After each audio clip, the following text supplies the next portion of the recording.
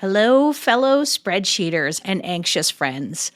If you are feeling overwhelmed, maybe you're struggling to sleep, I have got exciting news for you. Truvaga has the answer. Their innovative vagus nerve stimulation therapy is here to help you conquer stress and achieve blissful sleep. That means that you could say goodbye to sleepless nights and maybe a big old hello to a refreshed, rejuvenated you.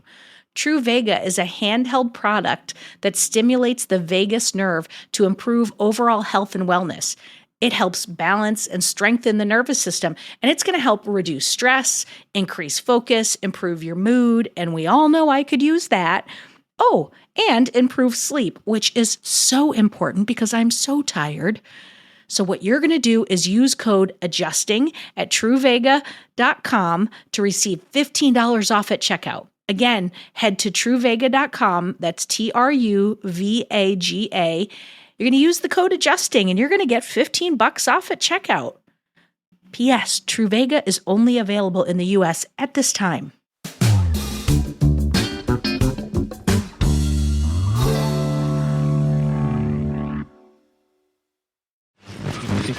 Edit audio.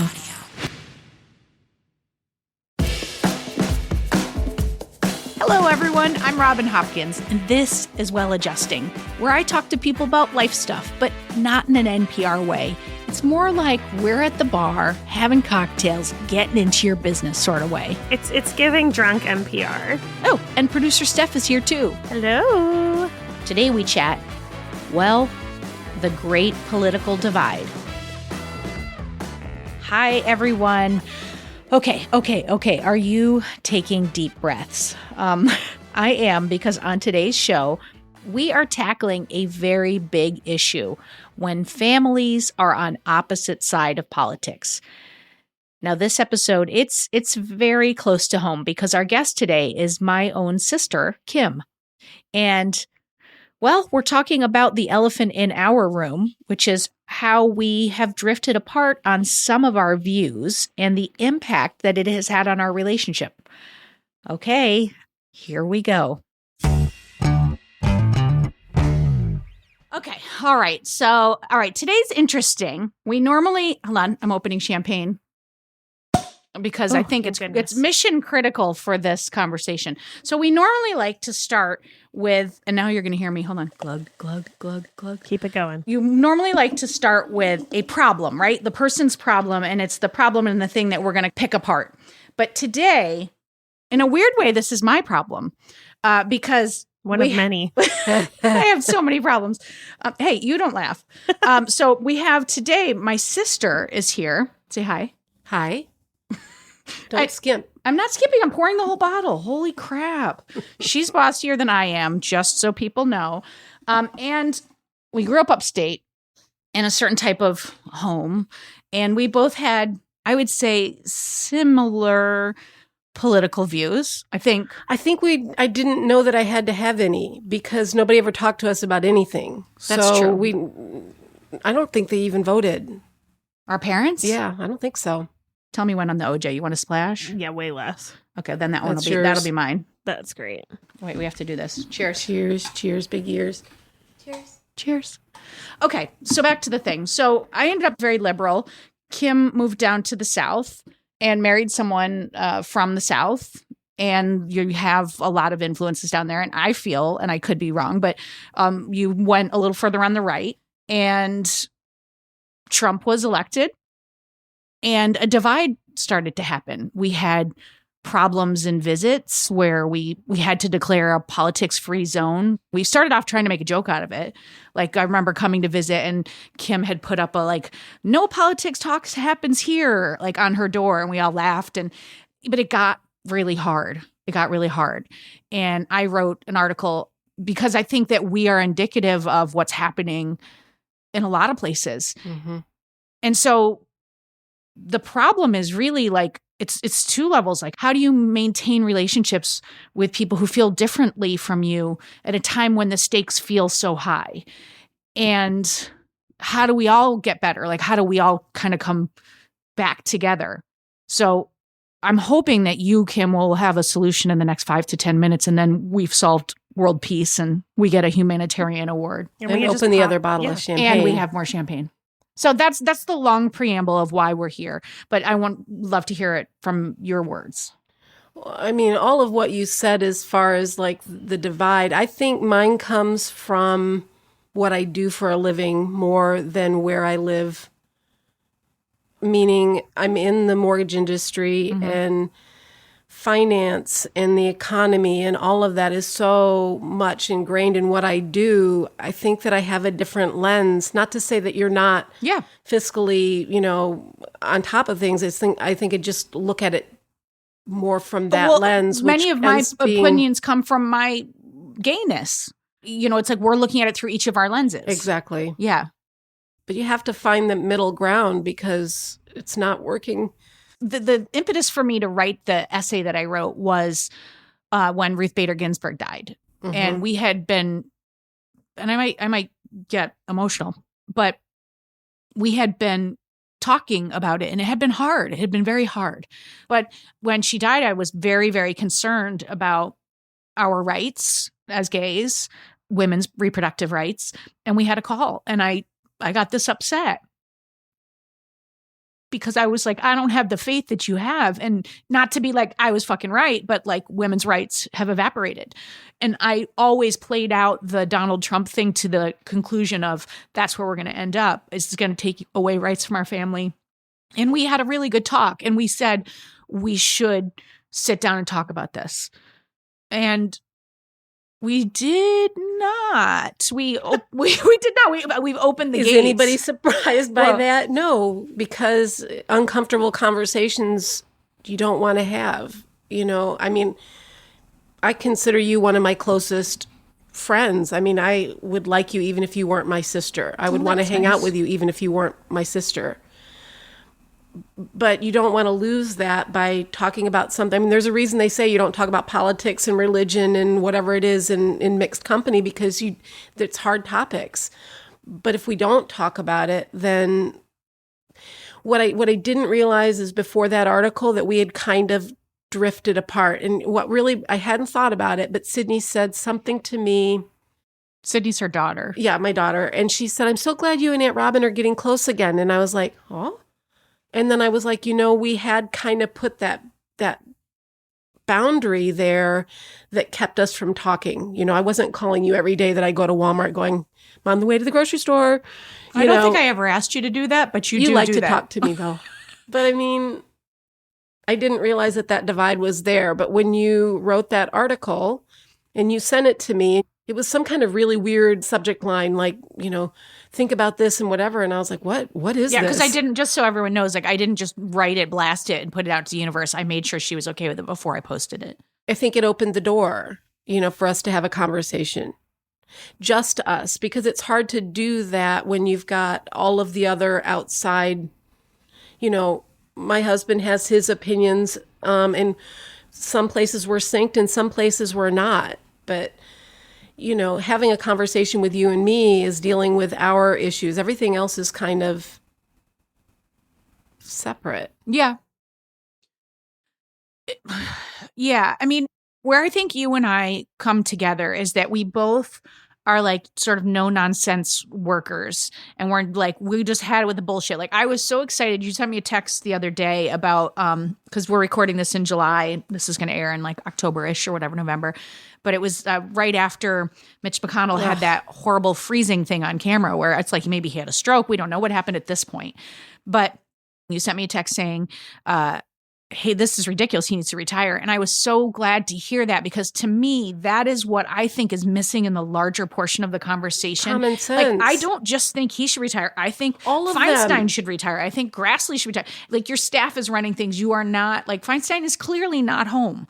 And I am looking for, in these conversations, accountability. Like, I will always be like, the same shit hold true for the Democrats as the Republicans. Absolutely. That to me is the really upsetting part, is where it's all gone to nobody taking any responsibility. And it gets very tricky because I'm always looking for, I'm like throwing out little like fishing lines to see like, oh, is she going to agree with me on this? So you don't feel like you can just ask? It's not about asking. It's that I think I just want you to be where I am. on the stuff that feels really important to me. And that's unfair. Like, I'm saying that, like, it's just, Well, no, I'll be disappointed. Like, your rights are important to me. I think the difference is I feel like the economy and finances and the condition of our country financially and economically drives everything else. Everything else. So I end up, like, in my mind when I'm voting and when I'm thinking about what I support and what I don't, thinking about how that is and how it trickles down to fixing the other problems that we have. Right. Because right now our economy is in the tank.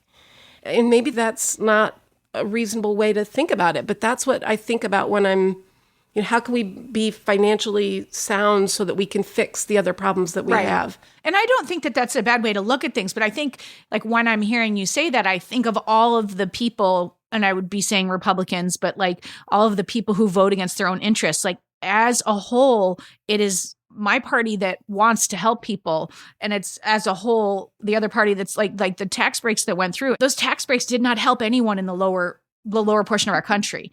Like, they just did not. And so I'm like, oh my God, you're voting for people who are continuing to give breaks to corporations and individuals. Like, no CEO should make $75 billion. There's no accountability for any of that. That's the thing. Right. And this is where we line up generally. Well, of course, like, we have to find a way to hold our people accountable. Right. Nobody's held accountable. You're in this giant job interview and you throw all this crap out there, whether or not they believe it or not, on either side of what they say they're going to do, and then nobody does really anything. Right. And the propaganda is a real problem. But when I look at the machine around Trump, I'm just like, this guy, like, has just broken think he should law run. after law after law. It's like, I think he should be prosecuted for the exact reason that you say, which is that we have to hold people accountable.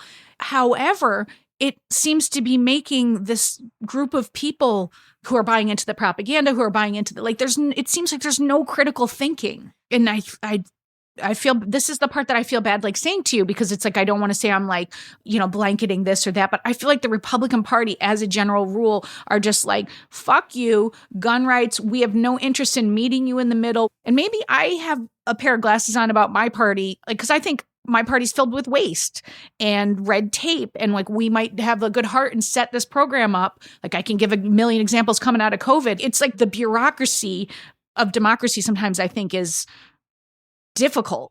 And like, that's where we suck. I feel like the lesser of the two evils is a party that wants to do something good and a party that wants to do something bad. But again, like, I don't want to make this about that. I want to make it about how I come back together with you, or how everyone can come back together. But I don't know how to do that when my underlying belief is that. That's the hardest part, is being like, okay, well, I can't make it mean this. Because I think that's what I'm doing, is I'm making it mean you're connected to people that, in my opinion, are not good people. And I can't keep making it mean that, because then we can't be together in our relationship. You can't get rid of me. So do you think the generalizations of my party wants to do good, your party doesn't want to do good, it's really general? There are problems with all kinds of things, but we say gun rights need to be dealt with, and then both sides go, rah, and the people who don't care enough to know more or to be critical in their thinking, that's all they hear. Yeah. Those are the people that we hear about. I think there are things that need to be fixed, but you have to talk about what needs to be fixed. It's the general sound bites that get us in trouble. At the end of the day, though, just based off this one example, one party is suggesting solutions or laws or accountability or regulations, and one party is trying to not. Like gun rights? Yeah. Okay. So, like in the state of Texas, I mean, there are, like, if you have convictions, you can't own a firearm. I mean, there are regulations and laws in place. For sure. But do you believe, like, the party, like, when people are voting for the party, do you believe that they want regulations? I believe that what happens is when you say we need more regulations, you, the global you, whoever it is, all that's being said is, well, it's a constitutional right. So you have one shutting down the other, or vice versa. And nobody's going, well, what laws are in place? what might need to be changed. Well, but that's not true, though. You look at New York State, and they did put through a whole bunch of regulations, and then a well-funded lobbyist group came in and struck it down. Yeah, and like we had New York City laws that were keeping guns away from school zones, keeping this, and they just went after them. So it's like there is, on that particular issue, there is that don't tread on me. And that's that maybe constitutional. maybe that issue is a bad example because there is that it's very like yes, no. And it might be a lesser example, but I mean, I think that the issue with the lack of communication and the lack of trying to figure out and drill down what's really the problem, what really needs to be fixed, what really isn't working, you can apply that to anything. Yeah. I think, and I said this in the article that I wrote, I think it's the 20% on the fringes of conservatism and the 20% on the fringes of liberalism that are the problem. Mm-hmm. There's 80% of us or 60% of us, if I could actually do math, that are like, can you all stop it?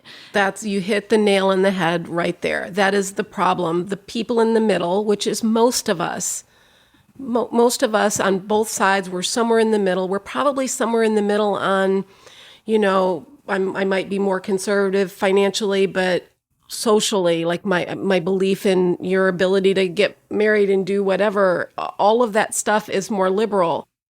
We're probably most of us in the middle. Well, and I just don't know why there's such an outsized voice. It's like I'm just the horror that I'm struck with about book bannings and libraries and like what's happening in Florida is a level of like, how can you not see that you are taking away rights from people?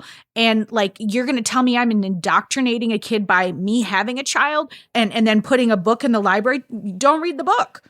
Don't take that book out. You have the right to not educate your kid in a public school system, but you don't have a right without an educational doctorate to come in and tell a whole school system how they should run things.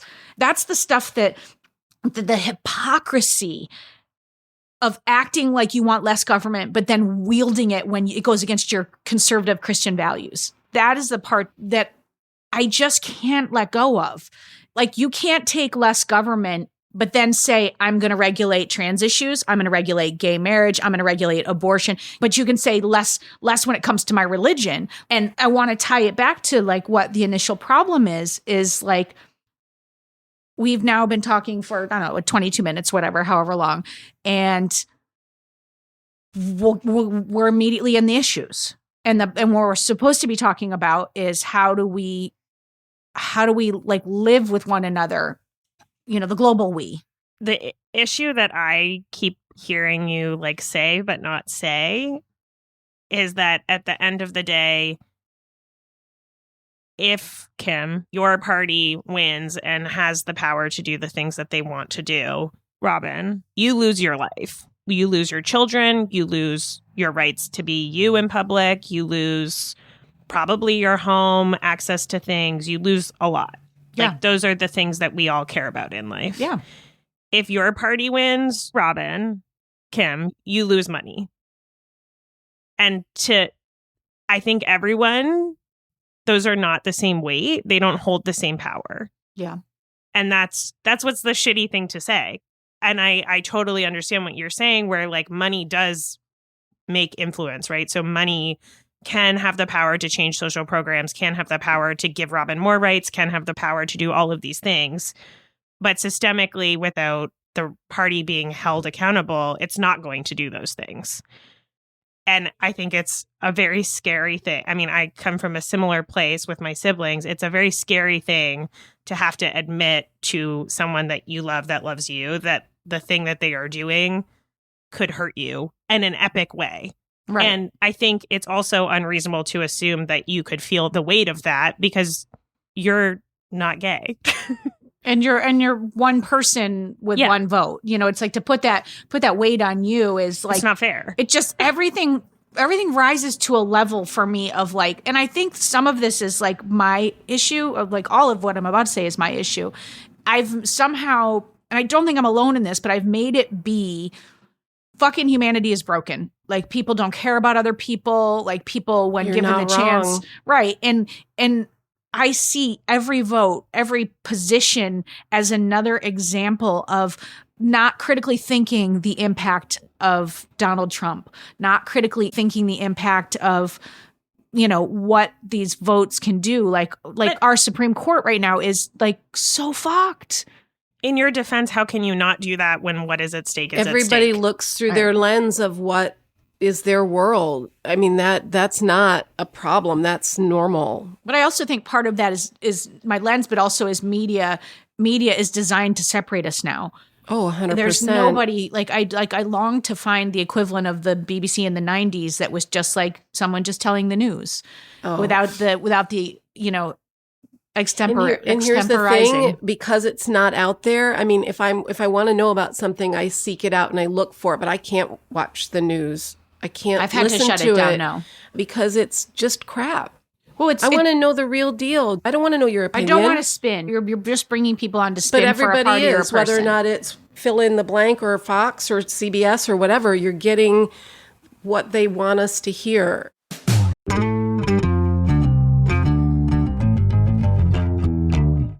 All right, people, raise your hand if you have ever been personally exhausted by email, right? Same, friend, same. We're all so constantly inundated with email. And if you're like me, going through your inbox becomes less about responding to everything and more about just finding a way to keep tabs on the messages that really matter, like the ones from the school telling me my kids are in trouble that I get all the time.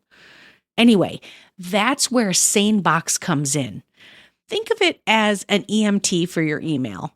As messages flow in, SaneBox does the triage for you, sifting only the important emails in your inbox and directing all the other distracting stuff, you know what I'm talking about, into your Sane Later folder. So you know what messages you need to pay attention to now and what stuff you can get to like eventually after maybe a nap or, I don't know, a cocktail. It also, and I know I'm waxing poetically, but it has some very handy features like the Sane Black Hole, where you can drag messages from annoying senders that you never want to hear from again. Bye, friend. Oh, and it also has Sane reminders to ping you if someone hasn't replied to your email by a certain date. I mean, nothing like having to follow up on your follow-up, am I right? All right, best of all, you can use SaneBox with any email client or phone anywhere you check your email. I mean, come on. See how SaneBox can magically remove distractions from your inbox with a free 2-week trial. That's a deal. Visit sanebox.com/well today to start your trial, and you're going to get a $25 credit. That's sanebox.com/WELL. Go ahead, folks. Get it.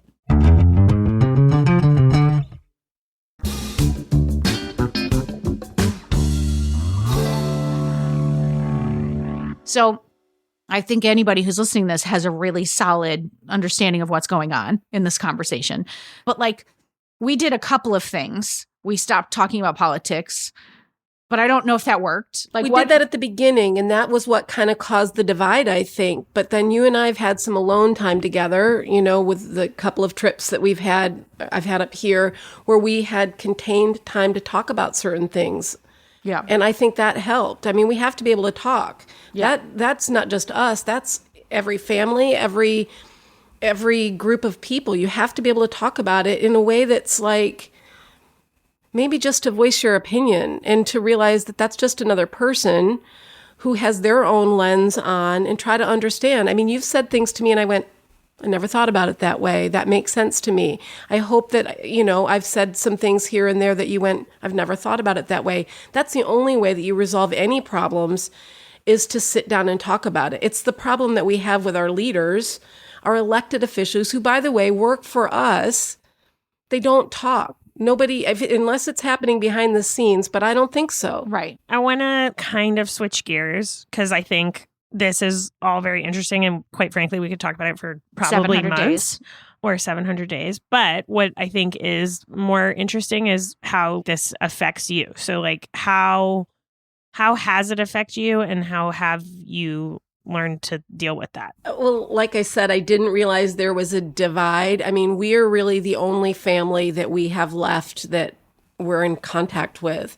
So there felt like a separation, even though I wasn't acknowledging it. Well, I think for me, what changed is that I felt like that piece that you said of, I feel an openness that you will take in what I'm saying and I'm giving you that. And I do think that that's one of the things that we all need is to like listen to one another. But that requires a commitment to changing if someone says something that is actually valid and real. And I think that if there's some other family out there that's in the same space, we both had to say we're committing to listening, and Absolutely. we take a time out if it starts to get whatever, and we change the subject.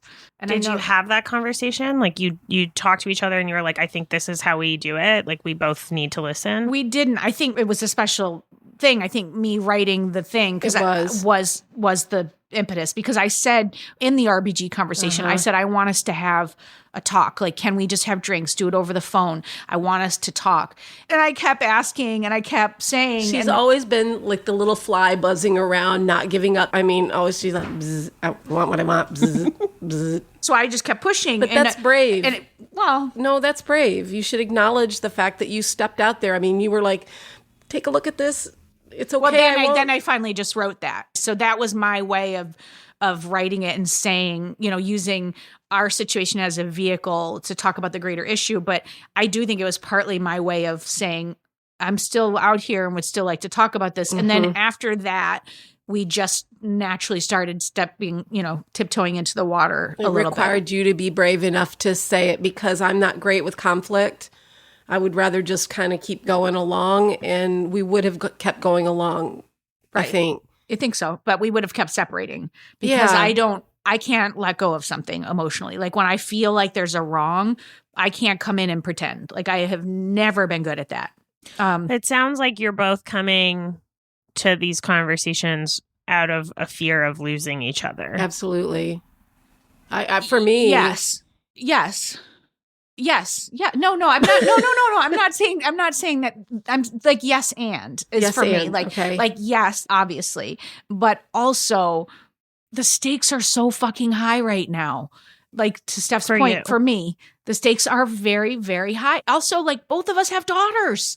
We've got daughters that are about to go off to college where, like, what if your daughter, God forbid, accidentally gets pregnant? If she does not have access to an abortion, that changes the entire course of her future. Unnecessarily so. And the same stakes are there for my daughter. And, my daughter right now claims bisexuality. What am I going to say to her? You can only live in 5 states? The stakes are fucking high. There was something we were talking about. I think it was when Me Too was like splattered out there. And somebody that I worked with when I first started working, would chase the girls around into the stock room and, pretend this was at McDonald's. He was like 35. Like she was 16 when she started working there. And then she got me a job when I was 16. But his wife would be like, I'd be like, deal with this. And she's like, I got to deal with it all the time. And he would pinch asses. We agreed when we were talking about it that he was that's just who he was, and he was harmless. And then Robin said something. She's like, now pretend that's Sydney. And I was like, murder. Oh yeah, I was like, well, I'd just kick his ass. And it was like, and I could hear. But it was. I could hear the moment really land for her, and ever since then, it happened again. It's been totally different, that conversation. So I have to sometimes think about, like, we come from a family that's like power through, deal with it. But now I have to say, wait a minute, what if that's Sydney? What if that's Maxine? What if that's Henry? I love that this is coming up, because this is something that I often think about. And it's like, I think that your ability to like have a Robin in your life or have a Sydney in your life makes you a more whole human, right? Mm-hmm. It helps you empathize with other people. It helps you understand what other people are going through. But something that I think about often is the trickle down, like the levels of that. Because, I think you're seeing Robin and Sydney as these two people that you need to care for and watch out for. And I sometimes think like, okay, well, what about me? Like my partner's trans, if I want to marry that person, what does that look like? If I want to have children with that person, what does that look like? If I want to live in a state with that person, what does that look like? And the different people that we just like have access to empathizing with because we know them. Yes. Right? Really, like your ability to see different things is because you have a Robin and because you're willing to listen. That's a huge part of it. That's a huge part. But I just do think there's like so many people that don't have a child, don't have a queer person in their life, They have no knowledge to have any point of reference. And without a point of reference, all this other noise is what's informing your opinions. We're all in echo chambers. Like I feel like before we grew up in upstate New York, there was a couple of Black families, one Black family in my high school. That was it. Mm-hmm. I didn't know anyone Jewish. I came down here and I worked for this organization called Youth at Risk. And I worked with kids in group homes, and I worked with kids like LGBTQ kids who had been kicked out of their house and lived in a foster care, or, just kids just at risk. And I, for the first time in my life, because you talk about access, I saw, because again, just to reiterate, our dad was like, pick yourself up by your bootstraps. She had to, when she left college, she had a job as a mortgage or at a bank, and she'd make enough money. So she had to work at McDonald's at night. That's just what you did in our family. And that was always our thing. But then I got here and I saw these kids and I was like, oh, we started on second base. Even with our shitty families, we started on second base. They start in a community where you're not in a school that's as good. Your family may be working multiple jobs, or you may only have one parent in the house. So it's like all of these things together, they're not even on the field. And to not act like race is a factor in that, I didn't see that. I was just like, I could pull myself up. No point of reference. Right. So I think when you're having conversations, there has to be an openness and empathy to seeing other people's point of view. But how, let's say you weren't willing to meet me there, like a family who's like ours, like you and I are on a little bit on opposite sides.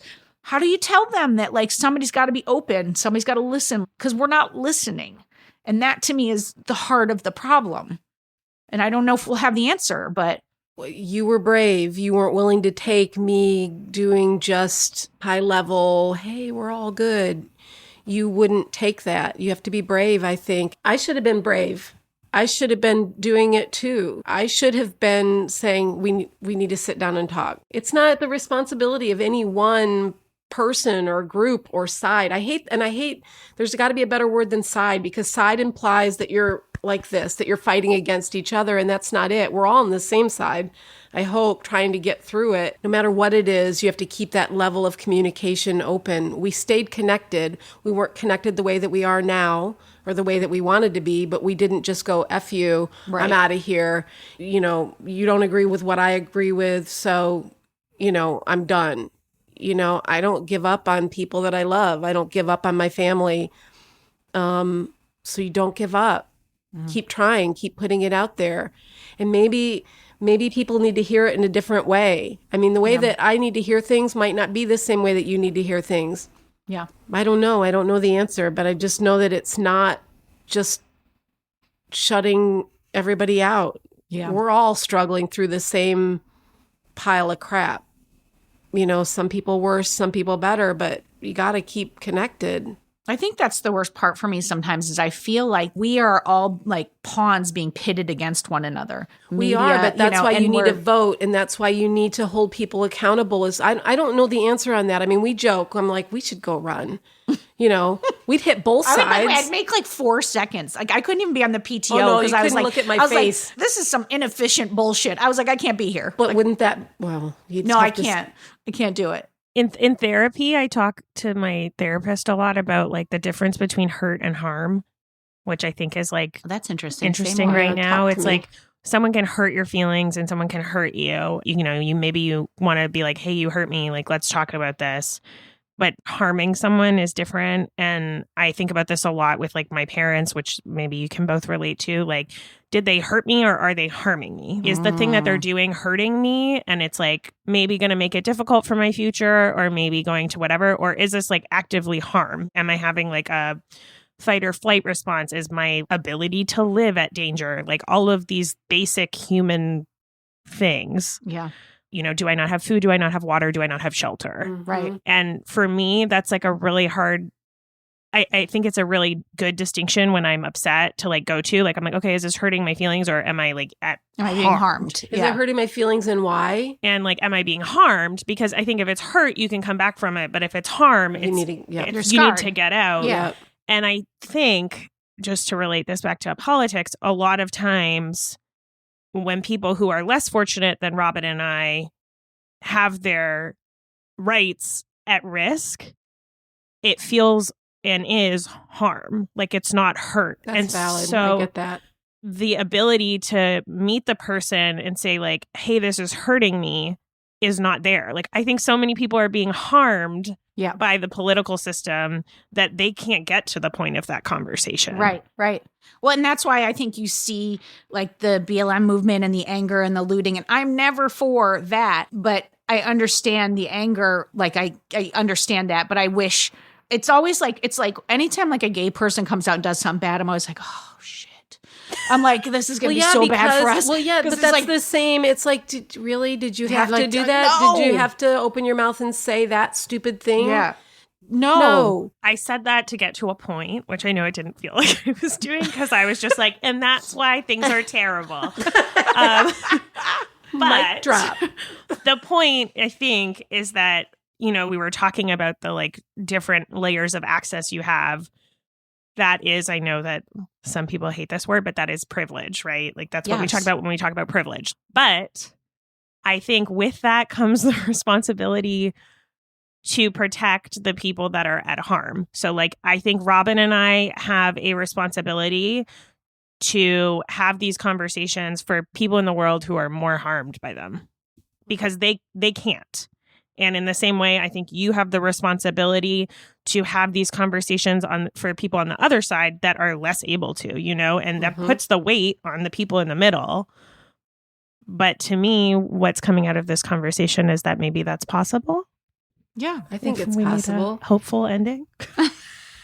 No, I mean, I think she's like, you two could sit and just bullshit for hours. We got to move this along. We need an ending. But I do think, though, that like we have made progress and we are able to talk about it. Like we are not a video show, so no one could see Kim's face when I brought up BLM and the looting. The reason I bring it up, because I made a face. I didn't even realize I made a face. I probably did. Yeah, but it's like we now have indicators of how we're swimming this conversation. When I see you make that face, because you don't know that your face. No, I make faces. But I know when you make that face, I know I'm stepping into a territory that is not, we're not maybe fully aligned. And then I know I have to approach it more cautiously and more open. So it doesn't mean you have to step away from it, no. But it means you need to be thoughtful and vice versa. Yes, I know my language has to shift. I know I need to maybe just approach it a little more gently. And I know the last thing that I need to do is just be like, what, you got something to say about BLM? Like, because that's like, no, like I know that that's an opportunity for us to find common ground, for me to be able to say something that might illuminate it in a different way.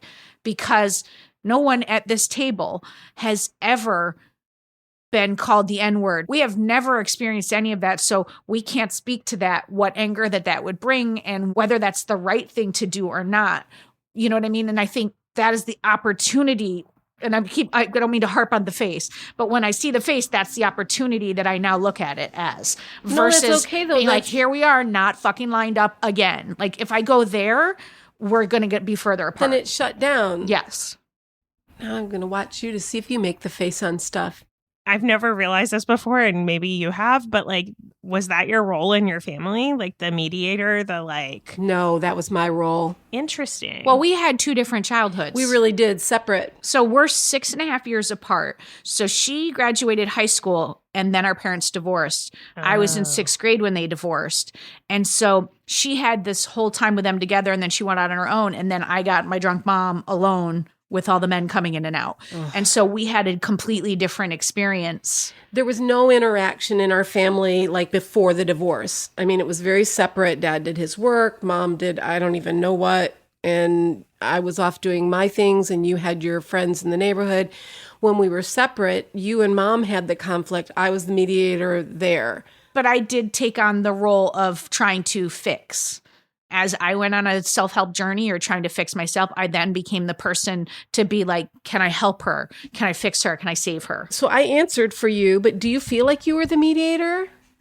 Maybe that's my perception. I feel like I feel like you might have.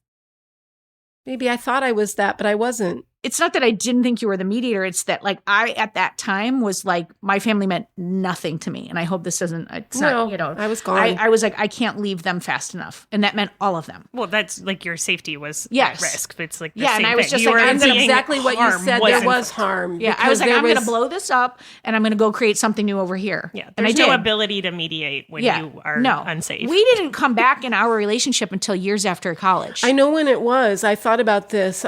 When you got out of college and you moved to New York, I started coming to visit Yeah. and we...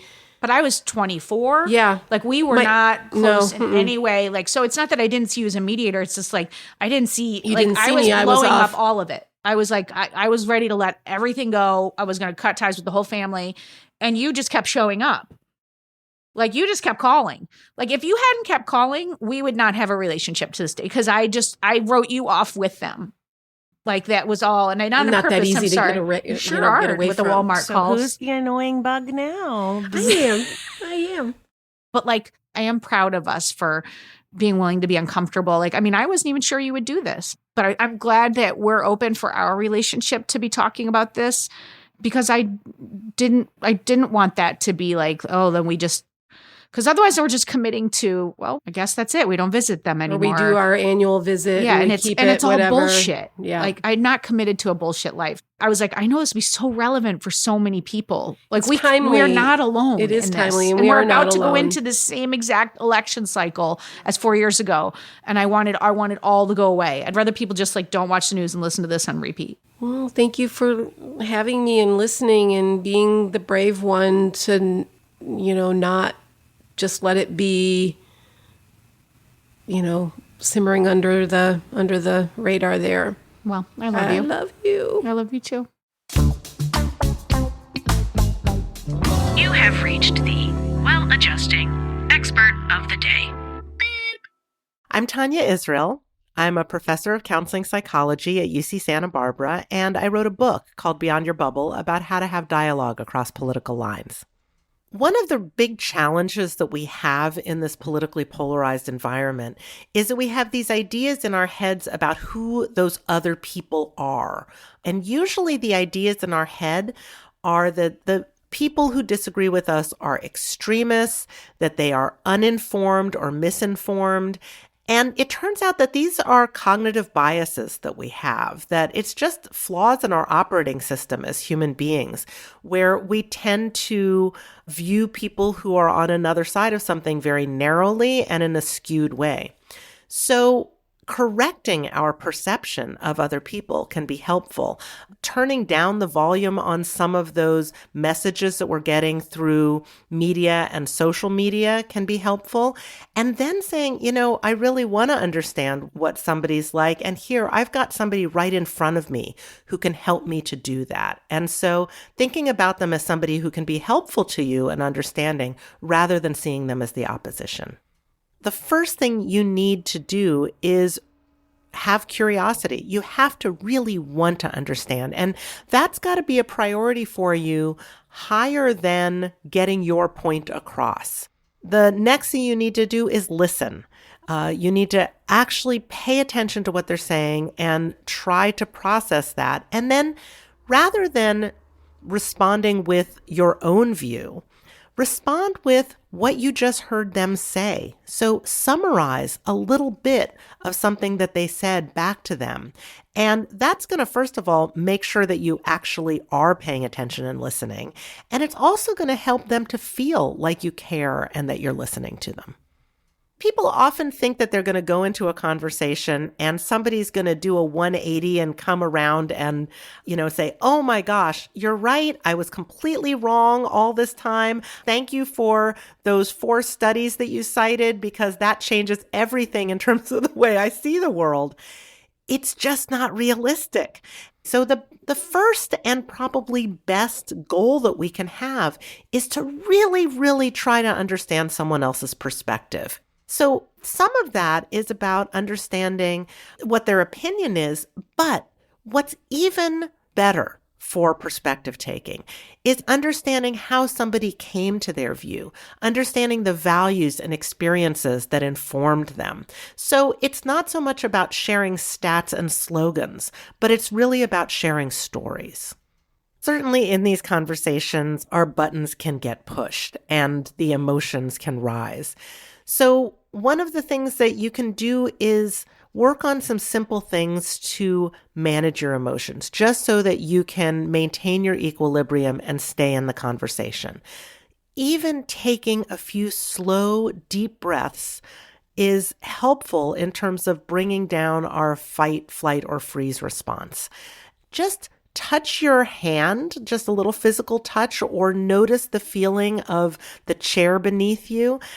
Any of those things that kind of bring you back into your body and calm your system can help you to stay present in that conversation.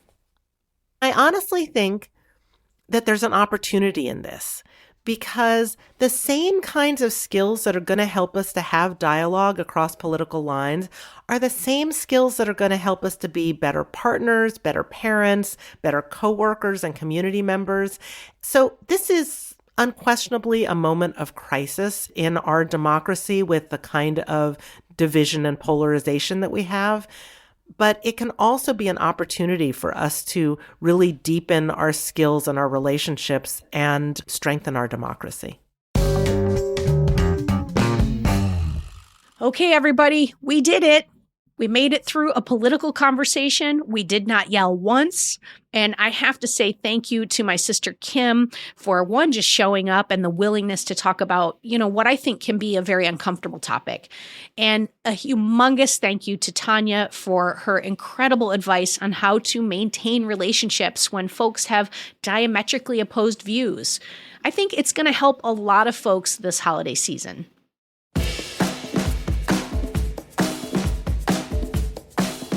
For more Robin, and you may need that, you probably don't need it, but if you do, you can follow me at Real Rob Hops on all the platforms, all the socials, as the kids today say.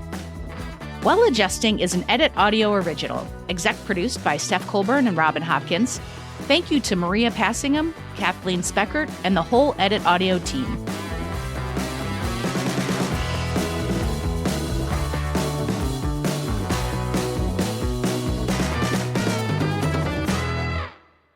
Oh, hey, before you take out those AirPods, this show is just for entertainment.